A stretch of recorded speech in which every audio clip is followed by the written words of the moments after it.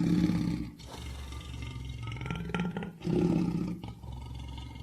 suis Xavier Larry, je suis professeur d'histoire du Moyen-Âge à l'université Jean Moulin Lyon 3.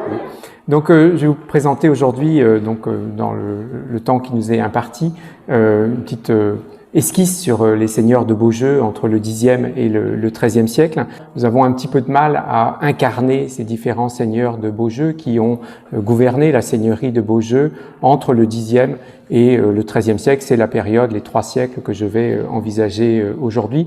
Et nous n'avons pas notamment de portraits d'eux. Nous commençons à avoir des portraits des seigneurs de Beaujeu à partir du XIVe siècle. Et ici, vous avez Édouard, sire de Beaujeu. C'est le 3e, au premier rang, c'est le 3e en partant de la gauche. Et il est identifiable avec ses armoiries, dont on va reparler. Ces armoiries qui sont un lion noir sur fond jaune avec un lambel rouge. Et donc, puisque là on est au temps de Charles V, disons entre 1364 et 1380, et là on a le portrait d'un seigneur de Beaujeu. Et à partir du XIVe siècle, effectivement, nous pouvons bien identifier les seigneurs de Beaujeu. Disons les connaître un petit peu mieux leur comportement. Et bien sûr, je laisse de côté Anne de Beaujeu, qui, vous l'avez compris, n'est pas tout à fait à sa place ici. Mais ça montre bien quand même que, à la fin du XVe siècle, Beaujeu était un titre important. Elle était dame de Beaujeu par son mariage, et le titre de seigneur de Beaujeu ou de dame de Beaujeu pour Anne de France, la fille de Louis XI, était un titre qui était reconnu comme important. Et donc être seigneur de Beaujeu, ça représentait encore au XVe siècle quelque chose. Mais c'est vrai que la période d'apogée de la seigneurie de Beaujeu, c'est vraiment du XIe, XIIe au XIIIe siècle, quand les seigneurs de Beaujeu gouvernent à peu près toute la région qu'on appelle aujourd'hui le Beaujolais, et sont des seigneurs très importants, parmi les principaux seigneurs dans le royaume de France, parmi les principaux barons, et donc ce sont des personnages vraiment importants et très puissants. Alors la famille est ancienne, et pour cela il faut remonter au temps de Charlemagne, où donc vous voyez son immense empire ici à travers différentes cartes, peu importe. Les premiers seigneurs de Beaujeu apparaissent en 957 avec ce Bérard et sa femme Vandalmonde, qui ne sont pas beaucoup plus que des noms, mais que nous connaissons quand même un petit peu parce qu'ils sont un petit peu donc documentés. Alors, d'où vient ce Bérard? C'est un petit peu un mystère. Nous ne savons pas très bien s'il est un descendant des grands personnages de l'entourage de Charlemagne. C'est la solution la plus probable, mais c'est vrai qu'il y a une petite lacune entre, disons, le IXe siècle et la fin du Xe siècle, où nous ne savons pas exactement d'où sortent ce Bérard et sa femme Vandalmonde. Néanmoins, ce sont des personnages relativement importants, et Bérard apparaît déjà largement possessionné dans la région, et en tout cas, il est le maître de ce château et de ce site qu'est Beaujeu. Alors, si j'ai mis cette carte ici de la Francie occidentale, on ne parle pas encore pour le Xe siècle de la Francie occidentale au temps du Capet, c'est pour vous montrer, pour vous rappeler que le royaume de Francie occidentale, le royaume des premiers Capétiens, ne correspond pas à la République française actuelle, qui n'acquiert ses frontières définitives que, disons, au début du XIXe siècle, et parfois avec la Savoie sous le Second Empire. Et donc il est important de rappeler, puisque pour nous ça paraît évident que à Beaujeu on est vraiment en France, on n'est pas à la frontière avec un autre État, mais au Moyen-Âge il n'en allait pas de même, et pendant tout le Moyen-Âge, les seigneurs de Beaujeu ont été possessionnés dans le royaume de France et ont été donc des vassaux du roi de France, mais ils avaient également des terres, des domaines, des intérêts de l'autre côté de la frontière, qui était marquée par la Saône puis par le Rhône, plus au sud, et donc ils regardaient également du côté de l'Empire, et puisque l'Empire c'était cette construction qui comprenait l'Allemagne actuelle, mais aussi toute la région à l'est du Rhône. Et toute cette région faisait partie de cette construction politique qu'on appelle l'Empire. Et donc les seigneurs de Beaujeu étaient à la fois tournés vers le royaume de France, évidemment, parce que c'est là qu'ils avaient l'essentiel de leurs terres, mais ils avaient également des intérêts du côté de l'Empire, et c'est une donnée qu'il faut prendre en considération. Alors, je passe juste un instant. Alors, le château, c'est peut-être l'élément le plus important. Le château, il a été détruit en 1611, donc avant même les grandes campagnes de destruction des châteaux que mène le cardinal de Richelieu pour le compte de Louis XIII. Alors, 1611, alors on a quelques éléments qu'on a découverts récemment sur les conditions de la destruction du château, mais disons que 1611, c'est trop tôt pour qu'on ait une représentation faite par un graveur ou par un historien. Et c'est à partir du XVIIe siècle que les historiens voyagent dans toute la France pour faire des dessins des églises, des dessins des châteaux, des vitraux, des tombeaux. Et ce sont ces dessins qui sont très précieux aujourd'hui puisque beaucoup de choses ont été détruites, notamment pendant la Révolution française. Et donc on a perdu beaucoup de choses, beaucoup de monuments. Et grâce à ces dessins, on en a parfois une trace. Alors ici, ça n'est pas le cas. Et c'est j'ai pris cette photo dans le livre d'André Steyer. Et je suis à la recherche de l'acte sur lequel figure cette représentation. Ça n'est pas une représentation, donc c'est la représentation de droite, à gauche c'est le sceau de la collégiale Notre-Dame de Beaujeu. Alors c'est une représentation qui est un peu symbolique, mais pas complètement, et probablement à droite il y a la collégiale dont on va parler. Évidemment c'est précieux parce que aujourd'hui de ce château de Pierre-Aigu, je ne sais pas comment il faut dire exactement, eh bien ce château était très connu, était très important, et c'est ça qui a fait la fortune des seigneurs de Beaujeu. Et si vous allez sur la colline, donc vous verrez que l'emprise du château, dont il ne reste rien sinon un pan de mur, eh bien cette emprise était très très vaste. Et l'ensemble formé par le château et la collégiale était un ensemble très vaste, très impressionnant, et qu'on voyait très certainement de loin. Alors là, ici, nous n'en avons que la silhouette, si vous voulez, du château, mais je crois cette silhouette assez vraisemblable, assez plausible, même si évidemment nous n'avons pas de point de comparaison. Alors, attendez, excusez-moi, je crois que j'ai oublié de mettre la description, pardon, excusez-moi, la description du château, mais on l'a entendu tout à l'heure, donc ça n'est pas très grave. Alors, à côté de ce château des seigneurs de Beaujeu, qui a été certainement leur résidence principale jusqu'à la fin du XIIIe siècle, à côté de ce château, il y avait donc ce qu'on appelle une collégiale.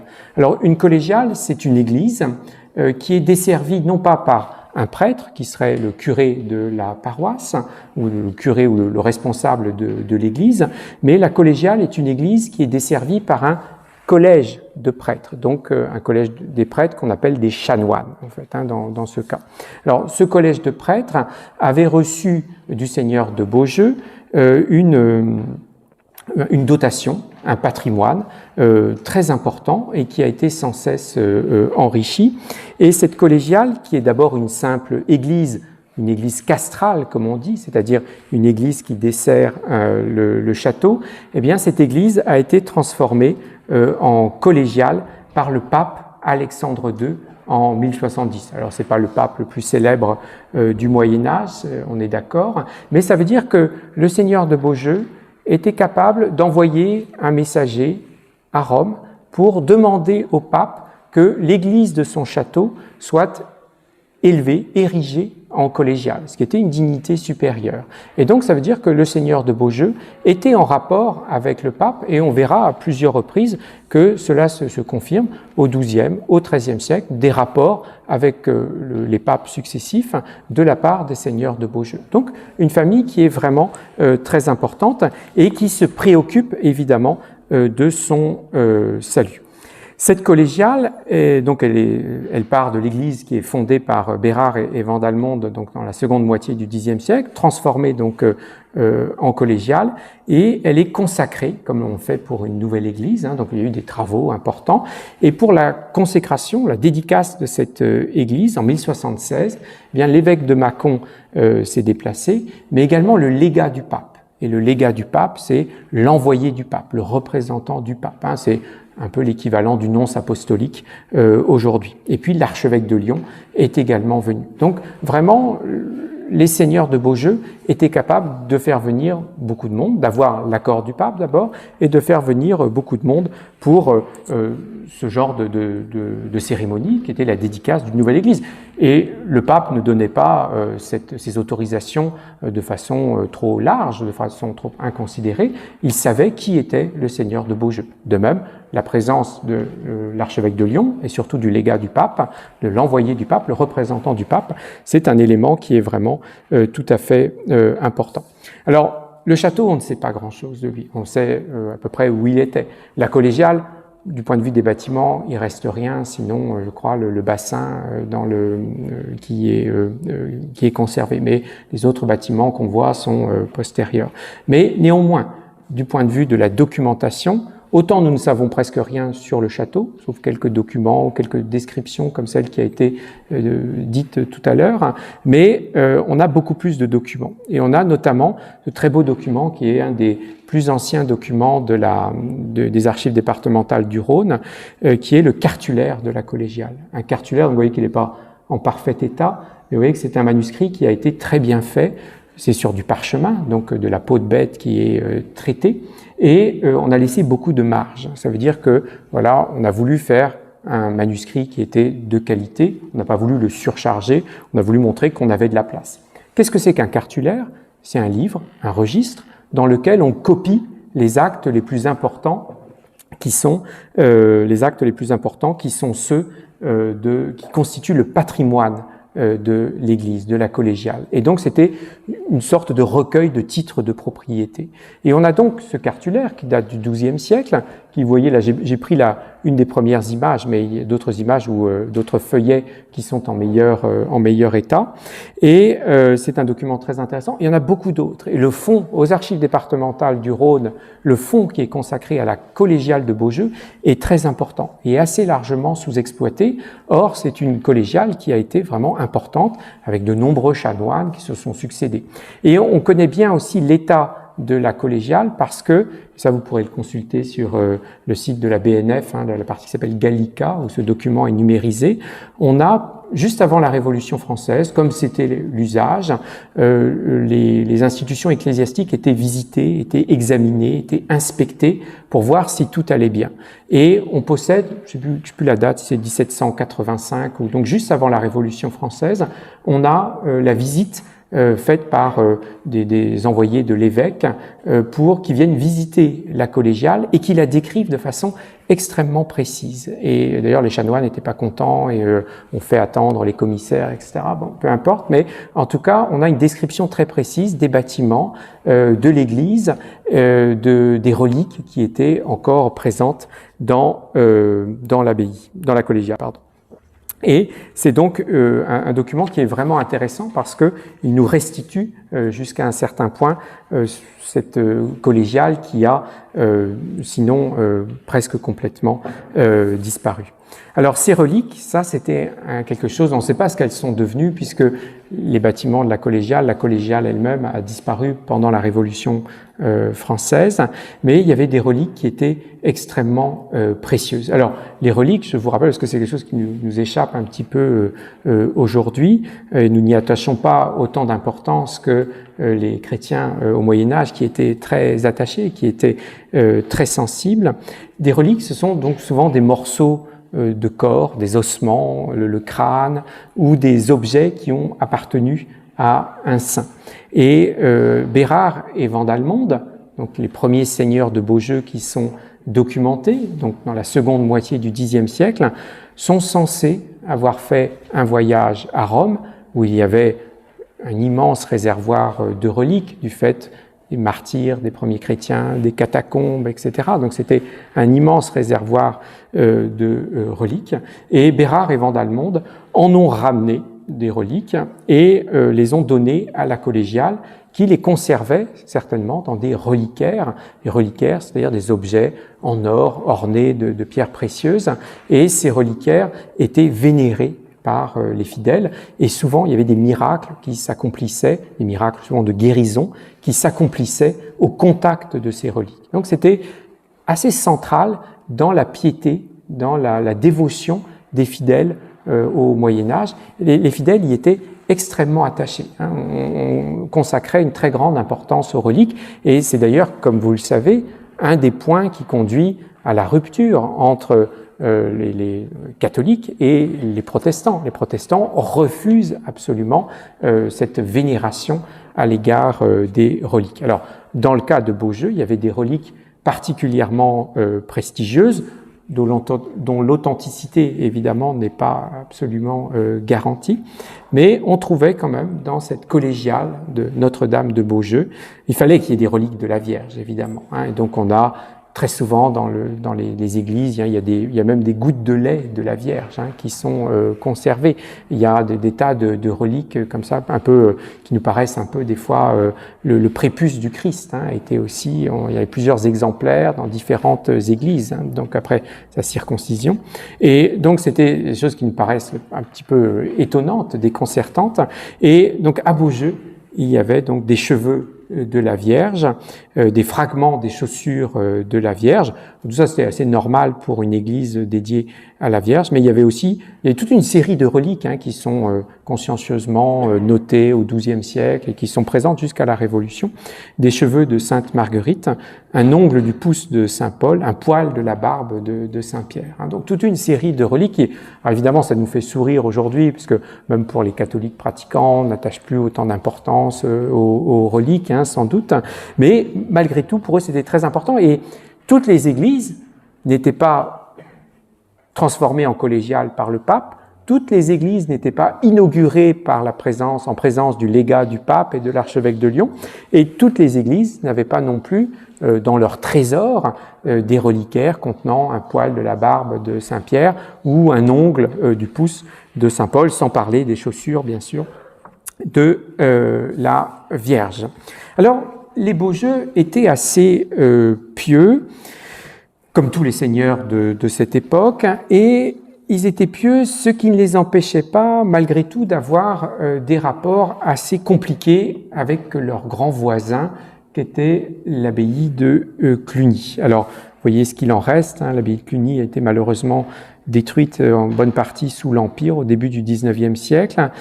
C'est un peu désespérant vu ce que ça représentait. Ça a été pendant longtemps, comme vous voyez sur cette reconstitution, a été pendant longtemps la plus grande église de la chrétienté, plus grande même que Saint-Pierre, ou équivalent à Saint-Pierre, où étaient les reliques, justement le tombeau du principal apôtre du Christ. Donc Cluny, c'est un monastère qui est à une trentaine de kilomètres, vous le savez bien, je pense, au nord de Beaujeu. C'est un monastère qui est fondé en 910, au début du Xe siècle, par le duc d'Aquitaine, et c'est un monastère qui est placé sous la règle bénédictine, la règle de Saint-Benoît, et un monastère qui, on a aussi là du mal à l'imaginer aujourd'hui parce que c'est quelque chose de très médiéval, mais c'est un monastère qui, bien que les moines soient théoriquement coupé du monde, coupé du siècle, comme il disait, eh bien, ce monastère était vraiment en prise également avec le siècle. Non seulement parce que les moines étaient très nombreux, à Cluny, qui était sans doute le plus gros monastère de toute la chrétienté, il y avait 300 moines, ce qui est énorme, parce qu'en plus, ils avaient quantité de serviteurs autour d'eux, puisque eux, leur travail, et c'était conçu comme ça, c'était conçu comme leur fonction sociale. Leur fonction dans la société, c'était de prier, et notamment à Cluny, de prier pour les morts. Et c'est l'abbé de Cluny qui a fondé cette fête des morts le 2 novembre. Ça vient de Cluny. Et donc, les moines, qui très souvent étaient prêtres, célébraient la messe, et célébraient la messe pour les défunts, pour le salut de l'âme des défunts.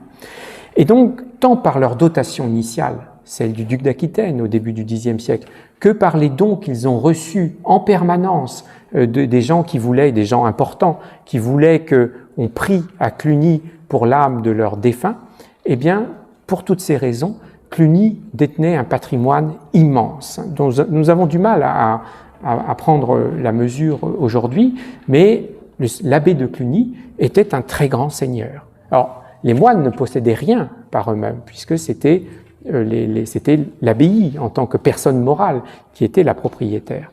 Et puis, c'était aussi donc les saints, notamment Saint-Pierre, qui étaient propriétaires de ces biens. Mais l'abbé de Cluny était néanmoins un grand seigneur qui avait des vassaux, des chevaliers, qui se déplaçaient avec une troupe de vassaux, qui était donc une abbaye extrêmement riche et qui détenait donc un patrimoine très important. Avec cette abbaye de Cluny, ces abbés de Cluny qui étaient si importants, qui étaient des personnages qui, là aussi, étaient eux carrément à l'échelle de la chrétienté. L'abbé de Cluny était non seulement l'abbé du monastère de Cluny, vous voyez ici, mais il y avait plus de 1000 monastères et prieurés répartis dans toute la chrétienté qui reconnaissaient l'autorité suprême de l'abbé de Cluny, qui étaient, ces monastères et ces prieurés étaient en quelque sorte des filiales de l'abbaye de Cluny, réparties dans toute la chrétienté. Et quand je dis toute la chrétienté, c'est en Angleterre, en Espagne, en Terre Sainte, en Grèce, quand les Français y sont. Et donc c'était à l'échelle de la chrétienté. Donc quelque chose de tout à fait important. Donc c'était des seigneurs très puissants, les abbés de Cluny, et des voisins avec lesquels les seigneurs de Cluny ont eu des relations qui étaient à la fois très étroites et en même temps marquées de beaucoup de conflits.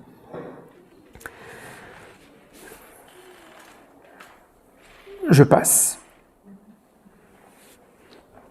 Les relations étaient très complexes parce que, autant au Moyen-Âge central,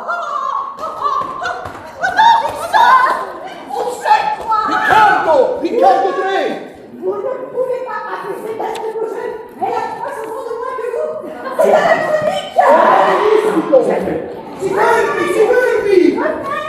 Si fermi!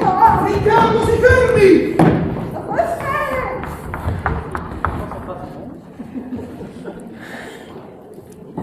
Alors Guichard III, effectivement, on a du mal un petit peu à l'individualiser, mais on a quelques documents sur lui. On a notamment son testament que vous voyez ici, qui est là aussi aux archives départementales du Rhône, testament où il fait quantité de dons pour les abbayes de son voisinage, notamment Cluny, puis les abbayes que lui-même a fondées ou qui étaient proches des Beaujeu. Alors, voici comment on parle Gauthier Map. Gauthier Map est un auteur du début du XIIIe siècle. Et voici comment il présente notre Guichard III, qui vivait, lui, à peu près un siècle auparavant, dans la première moitié du XIIe siècle. Guichard de Beaujeu, le père de cet Humbert, qui en ce moment est aux prises avec son fils, prit l'habit de moine à Cluny sur ses vieux jours. En ayant enfin la possibilité et le calme, il concentra son esprit qui était auparavant tiraillé au temps où il était chevalier. Rassemblant ses forces, il se sentit soudain poète et brillant comme un joyau à sa façon, c'est-à-dire en français, il devint l'Homère des laïcs. Ah, si seulement j'avais un répit qui éviterait à mon cerveau, tiraillé dans plusieurs directions, de faire des solécismes. Ce Guichard, moine de Cluny, bien qu'il n'en ait guère obtenu la permission de l'abbé et des autres moines, reprit à main armée pour son fils toutes ces terres qu'il avait perdues par la puissance de ses ennemis ou par son impuissance. Après, il retourna au monastère, observa fidèlement ses vœux et finit sa vie heureux. Donc, Guichard III, c'est un des seigneurs de Beaujeu qu'on connaît bien. Pour le XIe siècle, on les connaît pas très bien. Mais pour le XIIe, on commence à les voir s'individualiser. Et qu'est-ce qu'on voit ici? On voit ce Guichard, seigneur important, à la tête de plusieurs seigneuries, dont la plus importante était Beaujeu, avec des revenus très importants, ayant beaucoup fait la guerre telle qu'on l'a fait au XIIe siècle, c'est-à-dire une guerre de basse intensité, où il s'agit essentiellement de se battre avec des seigneurs voisins, mais surtout en ravageant les terres des paysans, en prenant leurs biens, leur bétail, etc., en brûlant quelques fermes. Et c'est ça la guerre telle qu'on la menait. Eh bien, ce seigneur de Beaujeu, arrivé à la fin de ses jours, va, comme beaucoup d'autres seigneurs à son époque, va se retirer dans un monastère et devenir moine. Et pas dans n'importe quel monastère, évidemment, dans le monastère de Cluny. Et on voit que ces seigneurs qui, au temps de leur jeunesse ou de leur relative jeunesse, étaient des seigneurs assez batailleurs, parfois coureurs de femmes, comme on nous l'a suggéré à l'instant, eh bien, étaient capables de penser à leur salut, de faire des dons importants et parfois eux-mêmes de devenir moines. et c'est des conversions, hein, on change d'état de vie. Ces conversions qui sont à la fin de la vie, eh bien, sont assez répandues à ce moment-là, et Guichard III en est un exemple. Mais il faut voir ce que ça veut dire. Un moine n'avait pas de propriété personnelle. Il devait l'obéissance à son abbé. Or, pour un seigneur important comme le seigneur de Beaujeu, il fallait désormais qu'il obéisse à son abbé. Il y avait aussi la chasteté, donc l'absence de toute sexualité, et ce qui n'était pas forcément évident. Et donc, ce seigneur de Beaujeu avait quand même conscience de son salut, et c'était pas simplement une maison de retraite qu'il recherchait, c'était vraiment l'occasion de faire son salut.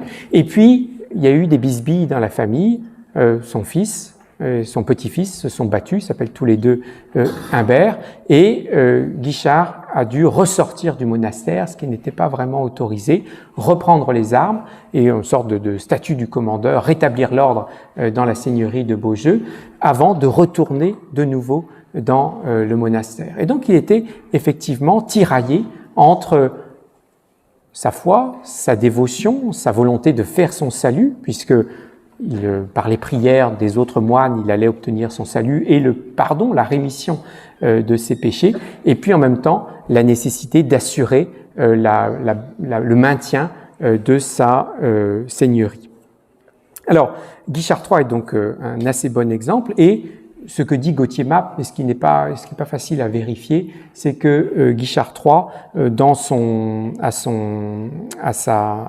une fois au monastère, aurait commencé à écrire. Et ça, c'est très intéressant de le voir, parce que ces seigneurs n'étaient pas des gens très cultivés. Hein, c'était pas des littéraires. Hein, c'était avant tout des hommes de pouvoir, des hommes publics, des combattants, des hommes de guerre, et ça n'était pas des intellectuels. Et là, Guichard III aurait donc écrit en français, en vernaculaire, puisque à l'époque on n'écrivait qu'en latin au XIIe siècle. Il aurait écrit en français donc un traité sur le mépris du monde, hein, comment il faut mépriser le monde, et on croit savoir de quel texte il s'agit. Il avait donc une certaine notoriété, en cela également, au point d'être appelé par Gauthier Map l'Homère des laïcs, hein, Homère, l'auteur de l'Iliade et de l'Odyssée, qui était célèbre au Moyen-Âge, même si au Moyen-Âge, en Occident, on ne lisait pas beaucoup le grec. Alors, ces seigneurs de Beaujeu ont également fondé leurs propres églises. Alors, on a vu déjà l'exemple de la collégiale, qui était au départ simplement une chapelle castrale, la chapelle de leur castrum, hein, de leur château, donc qui est devenue ensuite la collégiale Notre-Dame de Beaujeu, donc juste à côté, sur le même site que le château. Mais les seigneurs de Beaujeu, comme d'autres très grands seigneurs à cette époque-là, aimaient fonder des monastères. Et ça nous dit un peu l'importance de leurs moyens, puisqu'il fallait qu'ils donnent une partie de leurs terres, de leurs revenus, pour constituer un patrimoine, pour fonder de nouvelles églises ou de nouveaux monastères. Donc il y a plusieurs monastères qui sont fondés. Le plus célèbre, c'est de nouveau une collégiale, c'est-à-dire encore une fois une église desservie par un collège de prêtres. Donc ça coûtait encore plus cher, parce que les prêtres qui vivaient dans le siècle, qui vivaient au contact des fidèles, avaient besoin de plus de revenus que les moines. Et cette collégiale Notre-Dame de Belleville, c'est assez intéressant, elle est fondée en 1159 par le fils de Guichard III, qui veut en faire la nécropole de la famille. C'est-à-dire, comme pour les rois de France, il y avait Saint-Denis, Saint-Denis qui a servi de nécropole pour les rois depuis Dagobert au 7e siècle jusqu'à Louis XVIII au 19e. Eh bien, comme les rois de France, comme d'autres grandes familles, les Beaujeu voulaient avoir leur nécropole, c'est-à-dire une église dans laquelle ils se feraient enterrer, dans laquelle ils auraient leur tombeau. Malheureusement, leurs tombeaux ont disparu à la Révolution française, et donc on n'en a que des fragments, donc c'est un peu difficile de se faire une idée, mais c'était des gisants, comme on voit à Saint-Denis ou dans d'autres églises, parfois des monuments un peu plus importants. Et à Notre-Dame de Belleville, c'était donc cette collégiale conçue pour être la nécropole de la famille. Et donc vous voyez cette église qui, bien sûr, n'est pas très loin d'ici, avec donc Humbert III. Alors, les beaux jeux.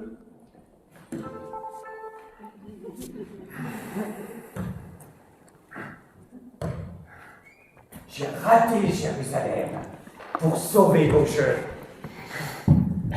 Et ça, Dieu ne me le pardonnera jamais. À moins que je fonde une collégiale à Belleville. Ça, c'est une bonne idée. N'est-ce pas? Je vais en parler au connétable. Oui, c'est une excellente idée.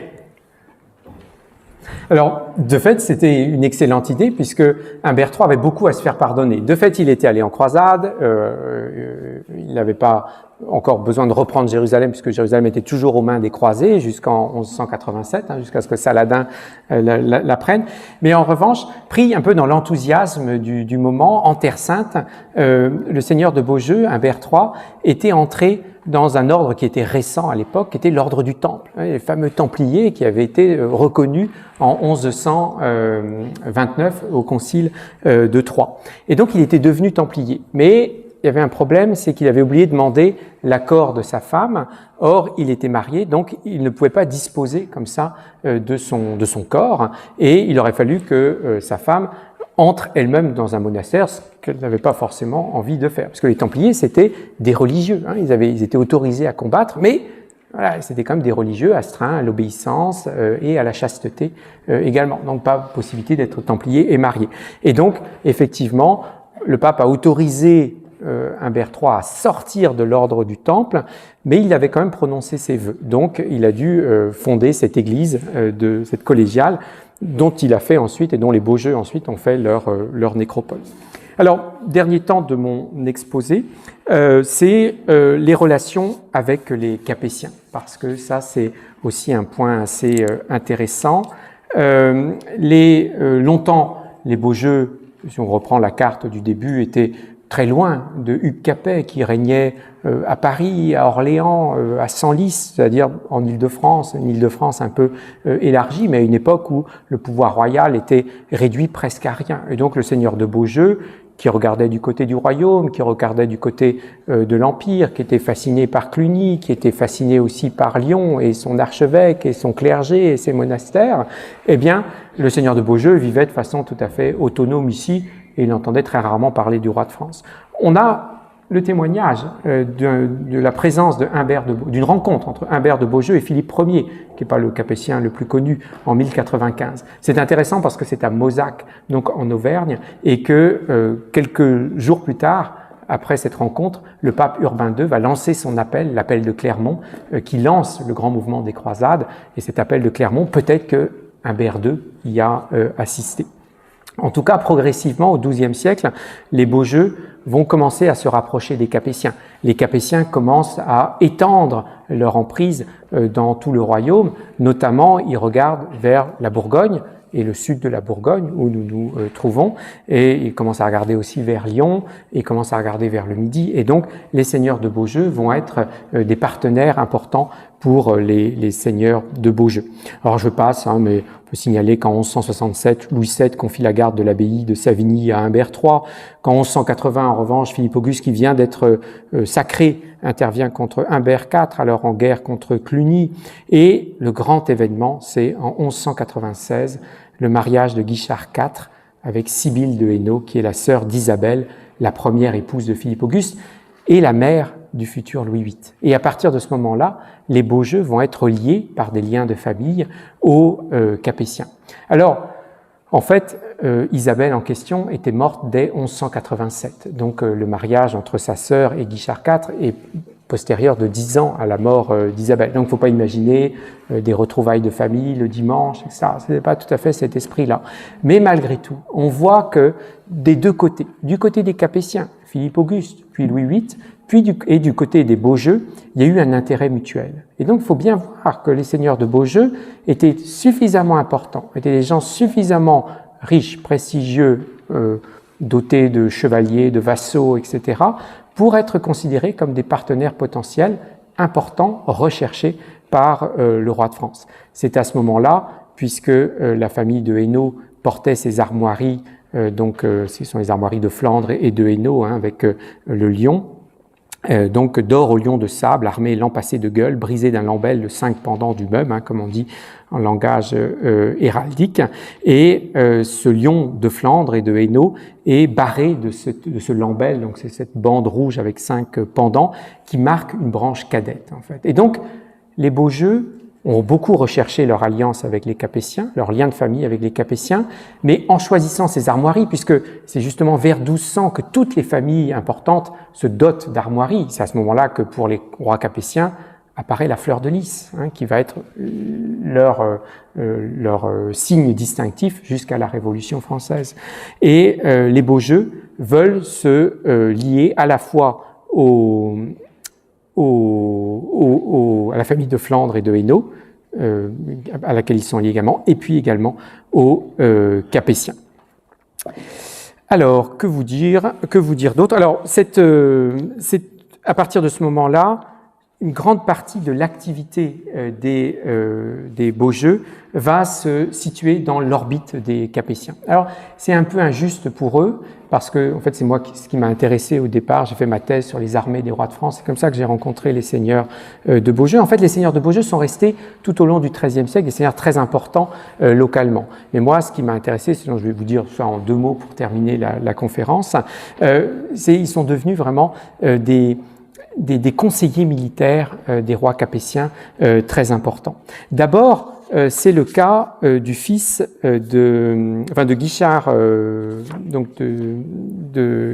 Guichard, qui va suivre le prince Louis, donc le fils de Philippe Auguste et d'Isabelle de Hainaut, qui était donc le neveu par alliance du seigneur de Beaujeu. Et le seigneur de Beaujeu va le suivre en Angleterre, puisqu'en 1216-1217, le prince Louis essaye de conquérir l'Angleterre.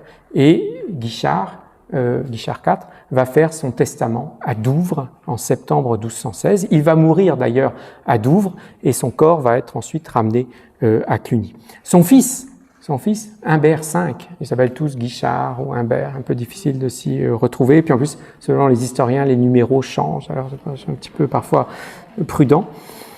Son fils Humbert V va lui succéder et va mourir lui aussi au service du roi de France, qui est alors Saint-Louis, puisque Humbert V meurt au large de l'Égypte, entre l'Égypte et la Terre Sainte, après le désastre de la croisade d'Égypte, au cours de laquelle Saint-Louis est fait prisonnier, une grande partie de l'armée croisée est détruite. Et Humbert V survit à la capture, mais il meurt de maladie quelques jours plus tard.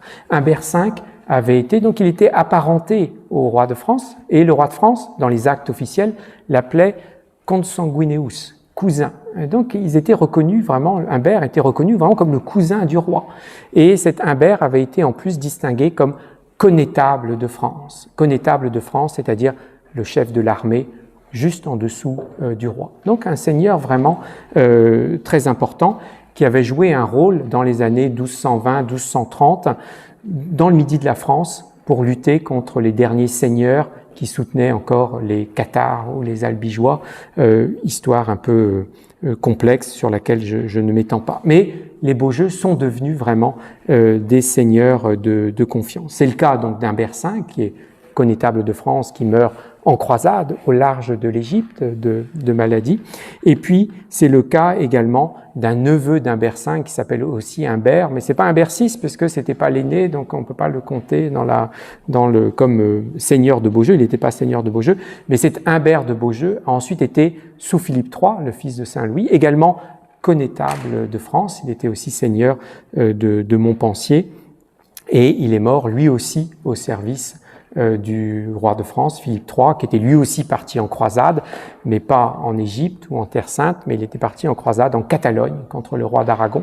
Et c'est au retour de la croisade que cet Humbert de Beaujeu, second connétable de France dans la famille, est mort. Il faudrait évoquer aussi la figure de Guillaume de Beaujeu, qui était le frère de cet Humbert, second connétable de la famille de Beaujeu. Guillaume de Beaujeu, entré lui dans l'ordre du Temple, mais pour y rester, et qui est même devenu le grand maître de l'ordre du Temple, un des derniers grands maîtres de l'ordre du Temple, et ce Guillaume de Beaujeu est mort de façon héroïque lors du siège de Saint-Jean d'Acre, qui était le dernier point tenu en 1291 par les chrétiens en Terre Sainte. Et les Mamelouks, les Égyptiens, ont pris la ville en 1291, et ce Guillaume de Beaujeu fait partie des derniers à résister pour défendre la ville, et il meurt au cours de ce siège. En 1265, Guichard V, le fils de Humbert V, meurt. Il meurt sans enfant, et à partir de ce moment-là, la ligne directe des seigneurs de Beaujeu va s'éteindre, et elle va passer donc à Isabelle, la sœur de Guichard V, qui avait épousé le comte de Forêt. Et un des fils d'Isabelle et du comte de Forêt va relever, comme on dit, le titre de seigneur de Beaujeu, titre très important, et va maintenir une lignée collatérale, donc jusqu'à la fin du XIVe siècle, jusqu'en 1400. Mais vraiment, la grande époque des seigneurs de Beaujeu, qu'on n'arrive pas toujours très bien à individualiser, sauf peut-être au XIIIe siècle, eh bien c'est du XIe au XIIIe. Et j'ai essayé de brosser ici, trop rapidement sans doute, les différents aspects de leur puissance, leur terre, leur lien avec l'Église, avec l'Uni, Notre-Dame de Belleville, leur piété parfois un peu contrariée, et finalement leur entrée dans l'orbite capétienne. Je vous remercie.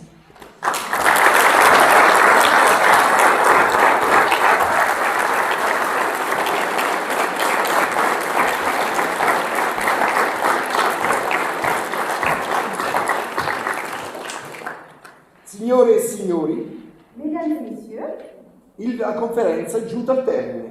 la conférence est maintenant terminée. Speriamo che il viaggio nel tempo sia stato di vostro gradimento, Nous espérons que le voyage dans le temps vous a plu di rivedervi ancora su un volo in nostra compagnia. et nous souhaitons vous retrouver bientôt sur un vol dans notre compagnie. Potete tornare all'attività normale. Vous pouvez retourner à une activité normale. Ringraziamo sia Vela. Nous remercions Xavier et Larry. Applaudiamo.